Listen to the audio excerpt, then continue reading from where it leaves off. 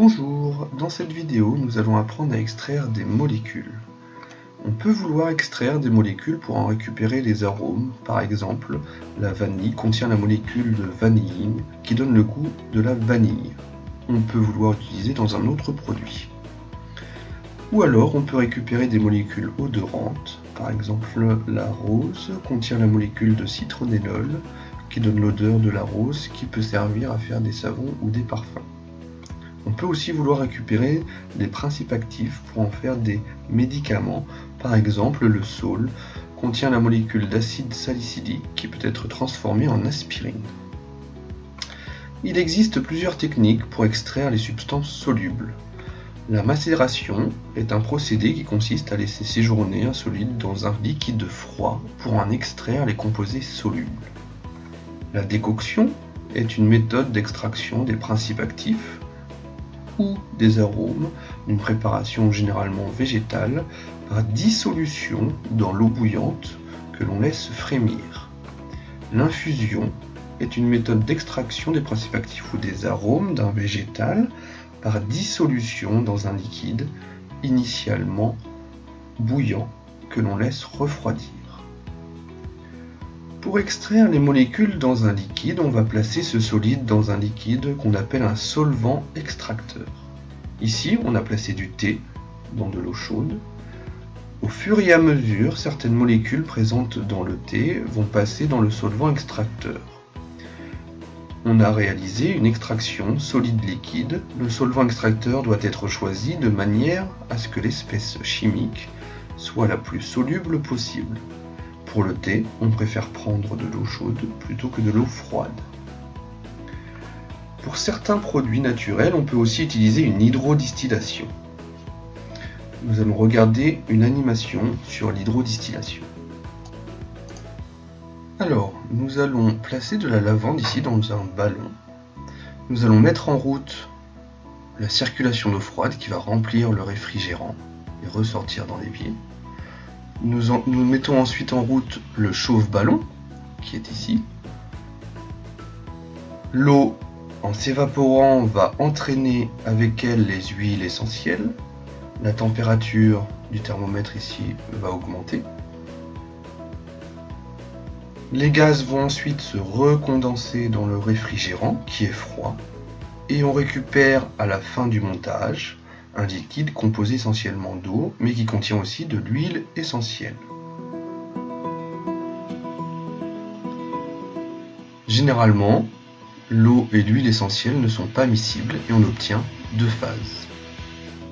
On peut également avoir besoin d'extraire une molécule d'un liquide, par exemple pour dépolluer de l'eau ou bien à la suite d'une extraction solide-liquide. Nous allons comprendre le principe de l'extraction liquide-liquide en regardant cette animation.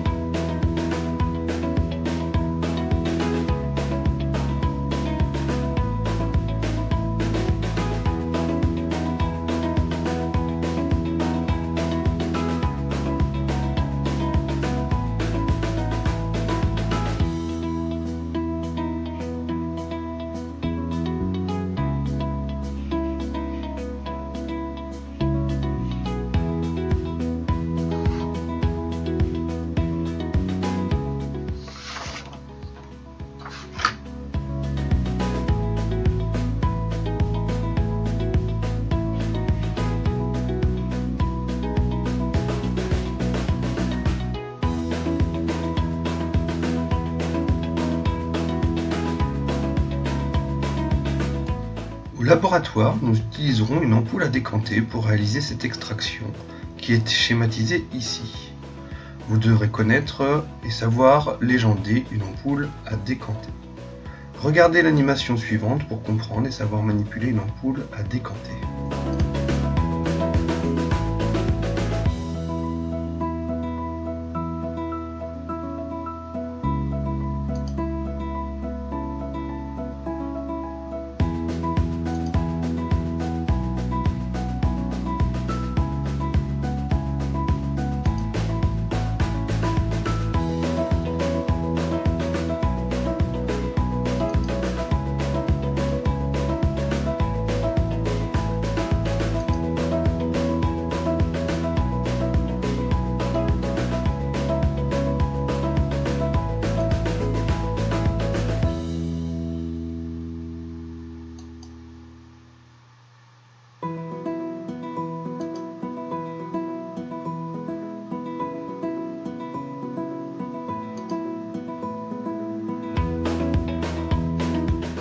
Alors, le solvant extracteur doit être choisi en respectant deux critères.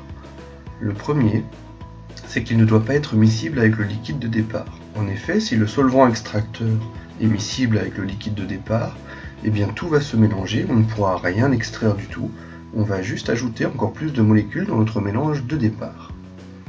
La deuxième condition, c'est que l'espèce à extraire doit être soluble dans le solvant extracteur, sinon elle restera en majorité dans le liquide de départ. Voilà, vous savez maintenant pourquoi et comment on réalise une extraction. À bientôt!